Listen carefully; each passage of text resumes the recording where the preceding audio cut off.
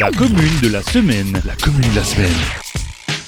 La commune de la semaine fait étape du côté de Valdouze. Je suis en compagnie de Christiane Fabin. Bonjour Christiane. Bonjour. Vous êtes une enfant du village. Oui. Quels sont les souvenirs qui s'attachent pour vous à ce beau village de Valdouze? Il y en a beaucoup parce que c'est vrai que j'ai connu encore un Valdouze différent de celui d'aujourd'hui.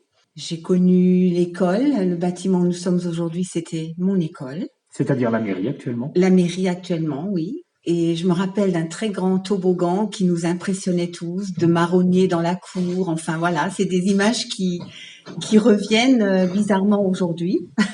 Mais voilà, et les classes uniques, enfin toute cette ambiance qui était très très particulière à l'époque où j'étais petite, donc dans les années, on va dire 65, 60, on va dire. Voilà. Oui, on est galant ce Ah, on est studio, galant. on ne révèle pas l'âge, on ne révèle pas l'âge des dames. Oui, voilà. En tout cas, c'est vrai que ces classes uniques, ça permettait, j'ai envie de dire, à tous les gamins du village de se côtoyer, de se connaître. Oui, et puis ça faisait des récréations très vivantes, ça faisait des rondes dans la cour entre les filles, les garçons, ils s'amusaient plus à des jeux un petit peu plus, on va dire, garçons. Et on se côtoyait et moi j'ai un souvenir assez joyeux de tout ça. À contrario de la sévérité un petit peu des enseignants, de la rigidité de l'enseignement religieux. Je me rappelle de la règle qui tapait les doigts quand les mains n'étaient pas forcément propres. Je me rappelle des oreilles qu'on tirait à quelqu'un qui bavardait et qui semait un petit peu le trouble dans la classe. Ce sont des choses qui aujourd'hui sont totalement révolues, mais que j'ai encore connues. Et j'associe forcément des visages aussi. Il y a des élèves turbulents toujours et encore, et à l'époque, il y en avait un ou deux. Et c'est vrai que les pauvres, je les plaignais parce qu'ils étaient un petit peu toujours ceux à qui on tirait justement l'oreille, ceux qu'on mettait dans le coin, etc. C'est un petit peu cliché, mais c'est ce qu'on voit quelquefois dans les films relatant de ces époques-là. Mais moi, je l'ai encore connu, ça. Et je ne veux pas non plus faire de la nostalgie un petit peu à outrance, mais je trouve que quelque part, ça nous a quand même appris un petit peu à nous comporter dans notre vie de tous les jours en tant qu'enfant, après en grandissant, les limites qui finalement peut-être manquent un petit peu aujourd'hui. Un certain cadre, mais avec quand même, on va dire, une ambiance joyeuse. Voilà, oui. Ce n'est pas cette sévérité-là qui gâchait le plaisir de venir à l'école. Et puis ceux qui se sont fait tirer l'oreille Voilà. sont sûrement heureux de vous entendre aujourd'hui dans la commune de la semaine consacrée à Valdouze. Voilà. Vous avez après, pour raison personnelle, quitté ce village, mais vous êtes revenu. Alors j'ai envie de dire, quand on revient au Bercail, c'est qu'on aime l'endroit. Oui. En fait, je suis partie très très tôt. Un petit peu comme souvent à l'âge de l'adolescence, on estime que l'herbe est plus verte ailleurs et donc on y va et on se dit allez hop, je me lance. Et en fait, c'est le cours de la vie qui fait que j'ai fait un petit peu le tour de Lorraine. J'ai habité sur Metz, j'ai habité à Cirque-les-Bains, donc le pays des trois frontières. J'ai travaillé en Allemagne. J'ai un peu vadrouillé, et puis en Meuse, où j'ai comme Monsieur Gramscic une maison d'hôte. Donc, je partage un petit peu cette passion aussi avec lui.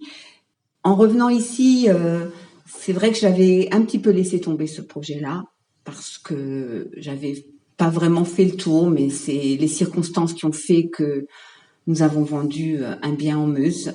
Et puis, la question se posait, où est-ce qu'on se pose, justement? Et j'ai dit, moi, j'ai envie de me poser ici. Mon compagnon m'a suivi, donc j'ai eu de la chance. Sans rentrer dans le personnel, pourquoi est-ce que vous avez eu envie de revenir à Valdouze? Parce que je crois que j'ai pas su apprécier quand j'étais plus jeune tout l'avantage de vivre ici, en fait. Et que quand je revenais ici, c'est ici que je me sentais chez moi. Donc il a fallu voir ailleurs pour finalement se rendre compte. Voilà. C'est un peu l'histoire du fils prodigue. Hein. Ben, ce serait la fille prodigue de Valdouze qui revient au Bercail et qui se dit c'est quand même joli chez moi. Oui, c'est un peu ça. C'est un peu ça. Dites-moi, vous vous êtes engagé, enfin, en politique c'est un grand mot, mais vous êtes engagé dans la vie municipale en tant qu'adjointe au maire. Oui. Et du coup vous participez à vous engager, vous impulser des projets, notamment de transformation du du cœur de village. Vous pouvez nous en parler? Oui, en fait, nous avons un projet effectivement qui nous tient à cœur, c'est d'aménager vraiment le centre du village, de le rendre encore plus attrayant, plus agréable, d'essayer de penser au maximum de personnes, parce que en ce moment, il est vrai que c'est une vraie joie de passer dans le village et de voir que l'aire de jeu est très occupée par les mamans, par les enfants, mais on aimerait peut-être élargir ça aussi aux habitants en général pour que ce soit agréable de s'y promener, enfin, d'apprécier le cadre. Et donc, il est déjà très agréable, mais on aimerait encore y apporter des améliorations. Redécouvrir le paysage et créer des petites promenades. Enfin voilà, on a plein d'idées, on a plein d'envies et moi j'adore. Voilà, tout simplement. La municipalité a aussi tissé un partenariat avec le collège Kiefer de Oui, Beach. c'est ça. Vous pouvez nous en parler un petit peu? Alors ça c'est pour le moment une toute première initiative et je pense que c'est la première d'une longue série, je l'espère en tout cas. Donc, des élèves de 4e et 3e de la section d'enseignement général et professionnel adapté du collège Kiefer vont avec leur professeur, donc Monsieur Bourrait, réaliser des décorations à thématique Pâques, mais plus générales pour le printemps. Après, on verra pour l'été. En fait, on aimerait créer une animation régulière dans le village et se baser sur des décors un petit peu en place qu'on puisse adapter à chaque fois.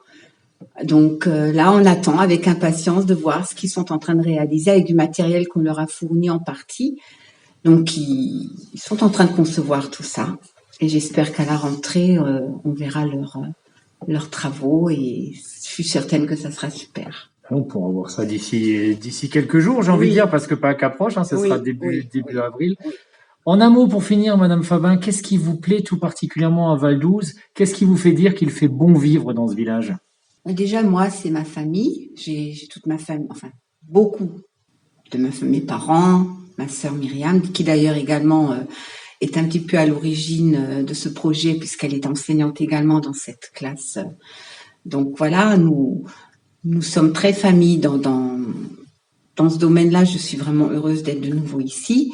Et ensuite, sur le plan vraiment du village, je trouve que voilà, ici, je vais me balader toute seule, j'ai pas peur. Je connais les endroits. Je redécouvre des endroits. Là, j'ai redécouvert le fameux sentier où habite le castor, justement, qui mène de sortie de Valdouze jusqu'à Dors, et je trouve que c'est trop beau. C'est vraiment un endroit que j'ai redécouvert. Il y a un endroit que j'adorais quand j'étais petite. On l'appelait la Source. Ça, c'est rue de la Forêt où habitent mes parents et où j'habite maintenant. Un petit chemin qui descend et à un endroit, on appelait ça la Source. On construisait des cabanes, on allait jouer là. Voilà, c'est des petits endroits comme ça qui font partie un peu comme de la Madeleine de Proust de ce qui nourrit aussi quelqu'un quand il grandit, quand il vieillit, voilà. Madeleine de Proust, source de jouvence pour vous, Madame Fabin. Merci beaucoup. De rien, je vous en prie.